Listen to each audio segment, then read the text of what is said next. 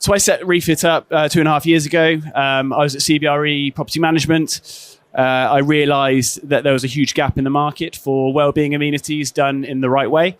A lot of it is a huge amount are really non-compliant amenities, which are really exposing landlords and operators and some occupiers in the way that they are stood up. If somebody injures themselves and these aren't installed correctly, you don't have the correct compliance elements, you're really exposed to a lot of risk. Somebody has a heart attack or breaks a leg or something like that, then you really need to set these up in the right way. So I saw this big gap in the market, which is why we set reFIT up. And let's tell you a little bit more about it.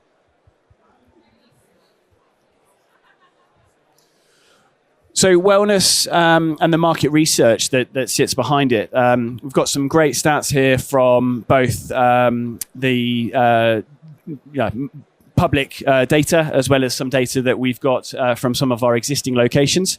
So 72% productivity boost from exercise came out of one of our surveys. 88% of wellness, as important as salary now from some of the employees in some of our corporate buildings. We're seeing 25% higher attendance to the office when gyms are present, which is really interesting.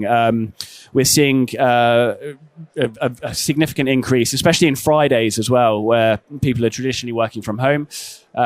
People are coming in to the office because they've got a gym available to them, which they may not have available at home. So that's been really interesting for us. That hybrid work model, people need a reason to come to the office, not just face-to-face meetings, but also to keep their well-being, mental and physical well-being in place as well. So all playing into the favour of both the end users, the employers, and also the landlords that we work with. And for those landlords, we're seeing some awesome data now. We've got 6 live sites. We've got 3 being built currently, and we've got about 20 more in legals at the minute. But we're getting some really good data from those live sites. The impact on the leasing strategy of the building has been awesome. So we're seeing a reduction in void periods, being a significant one. We're seeing retention rates go up, where some of the occupiers in the corporate office buildings that we occupy are staying because their employees are enjoying the gym so much and wanting to stick around. So both the tenants, the end users, and the landlords are all benefiting from this, and the agents really love us as well because we make their jobs even easier. We're playing into everyone's good books here.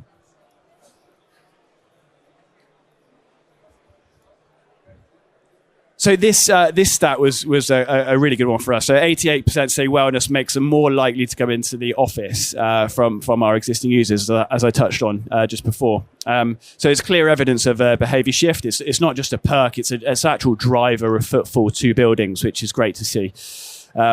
The eagle-eyed amongst you might notice that the lights actually say 82% on there. We didn't have time to update the image, but this is a live data element that we're seeing from our locations. So actually it's gone up to 88%, which is nice to see it increasing. A little bit about reFIT and a bit more about what we do in a bit more depth. So all of our amenities are white labelled. There are some instances where some of the landlords and occupiers want a recognised brand sitting behind that. So we're doing industrious wellbeing powered by reFIT, for example. So the landlord or operators aren't seen to just be winging it. There's a proper gym that is being put in that is run well and is serving the end users very well. We can white label the amenities either to the building or to the occupier. So there's some really cool brands that we're working with now where can get really playful with all of the white labeling elements that we include in the dumbbells, into the lifting platforms, into the color schemes that we're including to make the amenities obvious that they are a part of the building or the business is funding this for their employees. the reason why we're here at Proptech Connect, you might be asking why. So we automate as much as possible. So that is through the access control integrations with some of the partners here. We can be agnostic with smart spaces or whichever building platform we have in the building, so that people aren't having to download two apps. You can download the one app for the building, and then all of our amenities are operated through that building app. So that's key for us, because it's covered with the compliance elements. So we've got the access control integrated with our health waiver. So you're acknowledging health waiver, then you're automatically granted access to the space. We're then monitoring these. We're looking at all of the efficiencies as well. So we've got this point here, an efficient use of space. So we've got heat mapping data that we're picking up from the cameras. That then feeds into our model so that we can look at the demographic profile of a building. And then when we're looking at other buildings, we can look at the most efficient use of whatever space that we have available to us. So whether that is more strength training equipment in certain demographic profile buildings, it might be more CrossFit in others. So we have that data. So rather than it being guesswork as to what is the most efficient use of space, we've got the data to back that up.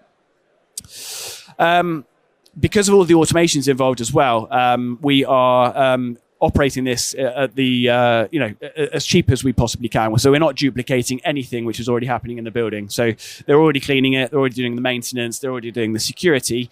We extend those services into our spaces, and then we take care of everything else. So we work with the well-being ambassadors from the occupiers. We're looking at all the engagement things. We're looking at lots of running clubs, rooftop yoga sessions, and lots of other engagement, high rock sessions in the gyms and things like that. So it's all about driving more people into the spaces, again, which benefits everybody that I've spoken about. There are some of our products as well that are focused on ESG. We can integrate with the BMS system as well, which is, again, our integration into the PropTech world. So we can drop all of the services down in those spaces when they're not being used, when everybody in a commercial building is sat at their desks, for example. So you walk into the space, the music comes on, the lights come on, all the treadmills come on. So rather than wasting electricity, everything drops down, and we can run these in the most efficient way possible. We can also generate electricity with some of our pieces of equipment as well. So we've got dedicated cycle studios with bikes that generate electricity. That then is pushed into the BMS of the building, and that can be surfaced in smart spaces to the occupiers. That could get quite playful with some of the competition elements that we can include. We can start competing occupiers against each other. We've got two buildings now, one in Bristol, one in Manchester, where they've got the same occupier in both buildings. So with that, we are competing them live against each other in a few weeks' time with a spin class and streaming it across both locations. So we've got quite a tasty north versus south competition in a few weeks, which we're looking forward to. We can also heat water in swimming pools with the building's comms room. We can comms room, it might be a data center, or it might be a server room from a significant occupier that might be producing a lot of heat in those rooms. We can use that. Water cooling systems built in that can heat the water into some swimming pools, whether that is a small lender's pool or whether that is a larger health club style swimming pool.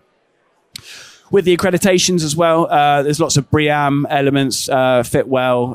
There's lots around now. When the amenities are free to the end users, quite often we can add to those accredited points. So again, it's playing into the favour of the landlords and some of the occupiers that are looking to achieve some of those points.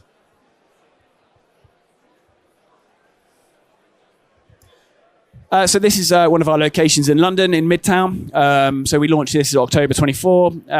It's 2,750 square foot amenity.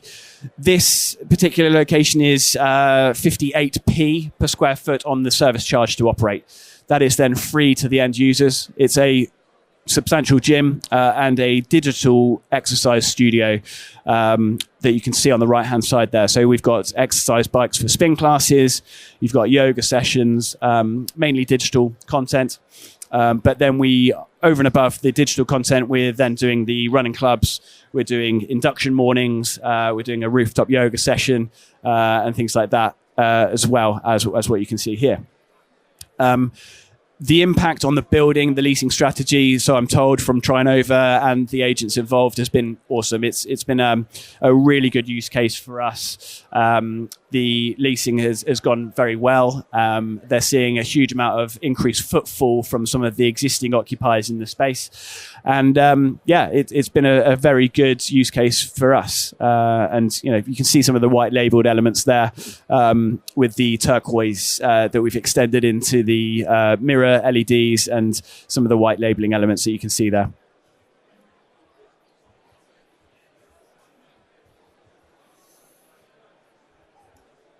Thank you. I just want to close with, wellness is now an essential part of well-being, both mentally and physically. We are seeing a huge amount of the younger generation in some of our existing locations that are no longer going out for beers after work. They're going for runs, they're socializing, they're networking, they're doing classes together. This is becoming a really important thing that we need to consider when we're looking at buildings and the strategy involved with what we should be doing to help drive occupancy and make sure that we're catering for the younger demographic coming up through the building and businesses. So, I will close there. Does anybody have any questions on what I've spoken about? Yes, Michael. Hi. Michael Clark from Layer 8. Little plug. It feels like you've nailed the pitch in terms of driving occupancy stats and the things you're doing around energy and social governance. I genuinely don't understand why they wouldn't take it. What are your biggest challenges in assets about why they wouldn't put this in? Is it to sell that space and they believe they can sell that space over your product, or is that what's the main reason? Yeah, great question. So we're generally working lower down the stack. In some of the grade A buildings that we're working in and landlords are wanting to really prioritize well-being, there are some levels higher up the stack that we're working on where they really want to show off the fact that they've got a gym. But generally speaking, we're operating low down the stack and in the basement in really unlettable space. They're quite often paying business rates on that space as well. So interestingly, what a lot of landlords are looking at is the investment versus reward in that. So if you look at a Cat B office fit out, for example, which was my background, in industrious, you're looking at 30,000, sometimes 50,000 square foot of Cat B office space. That is around, it's creeping up. Obviously, it's about £320, £330 a foot to fit that space out across a huge amount of floor space. We're having the same impact, but on 2,500 square foot, 3,000 square foot in the basement, which is then leading to traditional occupiers fitting out the upstairs themselves. And we're seeing the impact being just as good in terms of the footfall from the existing occupiers, new occupiers coming into the building, and generally, the leasing activity is really strong since us putting in the amenity.